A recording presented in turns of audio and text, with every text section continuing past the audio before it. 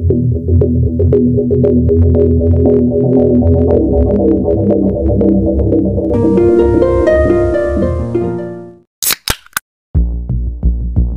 everyone, welcome back to channel Weekly Crime Stories yang akan membahas kisah-kisah cinta nyata yang penuh misteri. Bagi kalian yang menyukai kisah kriminal penuh misteri, jangan lupa klik tombol lonceng di bawah, subscribe channel ini agar kalian tidak terlewat kisah yang penuh misteri berikutnya. Deru mesin menenggelamkan dunia di sekitar mereka.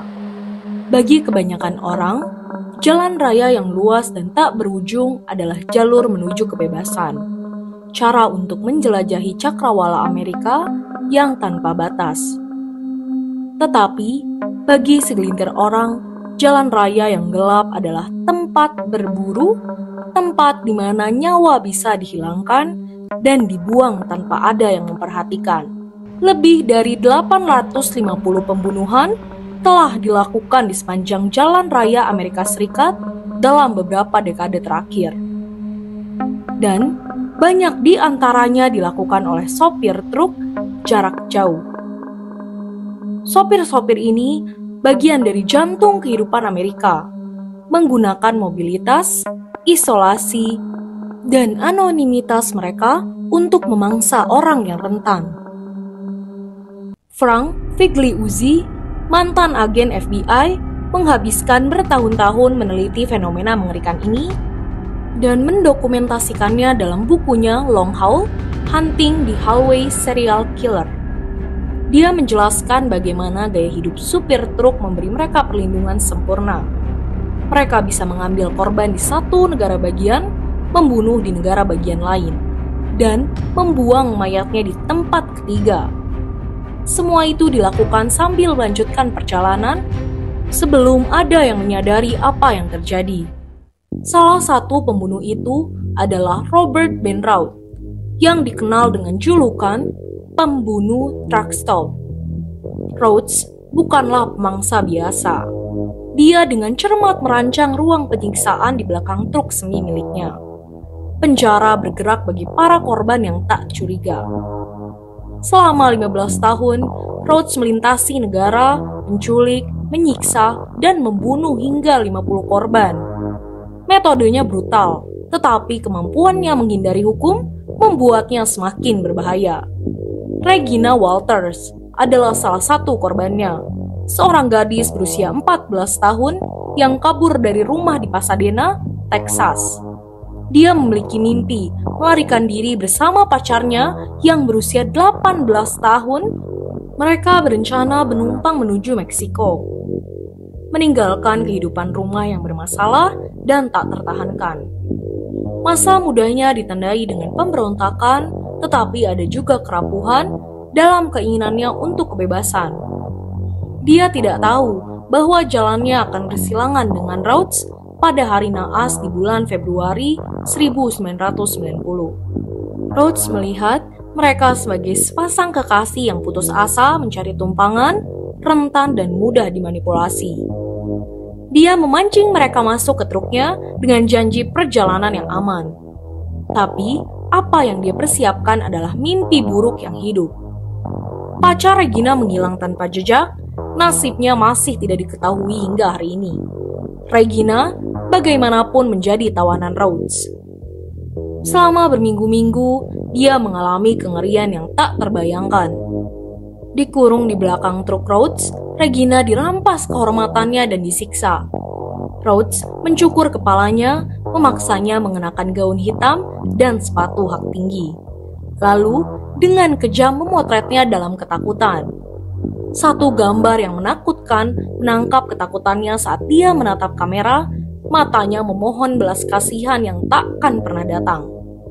Di balik lensa, Rhodes menikmati momen itu. Kekejamannya terlihat dengan jelas. Polisi kemudian menemukan tubuh Regina di sebuah peternakan yang terbengkalai di Illinois. Hidupnya telah direnggut, mimpi-mimpi mudanya hancur, dia dicekik dengan kawat pengikat, tubuh tak bernyawanya dibuang seperti sampah. Tapi, itu bukan satu-satunya kengerian. Di dalam lumbung, penyelidik menemukan koleksi foto yang lebih mengerikan. Gambar Regina yang diborgol dan dipaksa dalam pose-pose yang merendahkan. Momen-momen terakhirnya diabadikan dalam koleksi sadis Rhodes. Rhodes pun akhirnya ditangkap. Namun, penangkapan Rhodes bagaimanapun tidak terjadi melalui penemuan tubuh Regina, tetapi melalui kesempatan tipis yang bisa dengan mudah terlewatkan.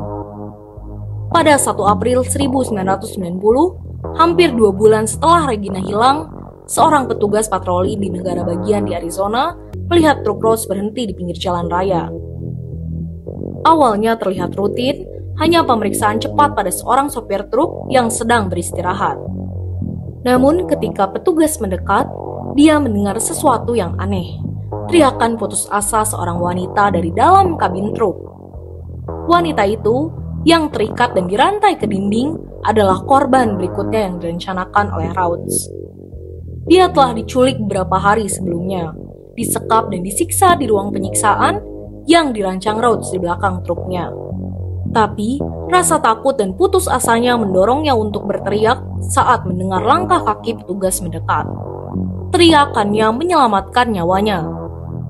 Ketika polisi menggeledah truk itu, mereka menemukan berbagai alat penyiksaan seperti tali, borgol, dan foto-foto mengerikan wanita lain, termasuk gambar mengerikan Regina Walters. Buktinya pun sangat kuat. Rhodes mengira dia tak tersentuh, bahwa isolasi di jalan membuatnya tak terkalahkan. Tapi kehidupan predator yang dia bangun dengan hati-hati runtuh pada saat itu. Rhodes ditangkap dan kemudian didakwa dengan berbagai tuduhan penculikan, penyiksaan, dan pembunuhan. Selama persidangannya, rincian mengerikan tentang kejahatannya terungkap. Dia menjaga korbannya tetap hidup selama berhari-hari, bahkan berminggu-minggu, sambil menyiksa mereka secara fisik dan psikologis. FBI kemudian menghubungkannya dengan setidaknya 50 pembunuhan, meskipun mereka percaya jumlah sebenarnya bisa jauh lebih tinggi. Pada tahun 1994, Robert Ben Rhodes dihukum atas pembunuhan Regina Walters dan dijatuhi hukuman penjara seumur hidup tanpa kemungkinan pembebasan bersyarat. Korban-korbannya yang lain menambah dakwaan, memastikan bahwa dia takkan pernah bebas lagi. Rhodes kini menjalani beberapa hukuman penjara seumur hidup di penjara dengan keamanan maksimum, di mana dia akan menghabiskan sisa hidupnya dalam isolasi seperti para korban yang pernah dia mangsa. Kisah Regina Walters hanyalah salah satu dari banyak cerita dalam katalog pembunuhan jalan raya yang suram. Frank Figliuzzi mencatat bahwa meskipun mayoritas supir truk mematuhi hukum, isolasi dan anonimitas pekerjaan itu dapat menarik mereka yang memiliki kecenderungan kekerasan. Supir truk memiliki perlindungan sempurna untuk melakukan kejahatan ini.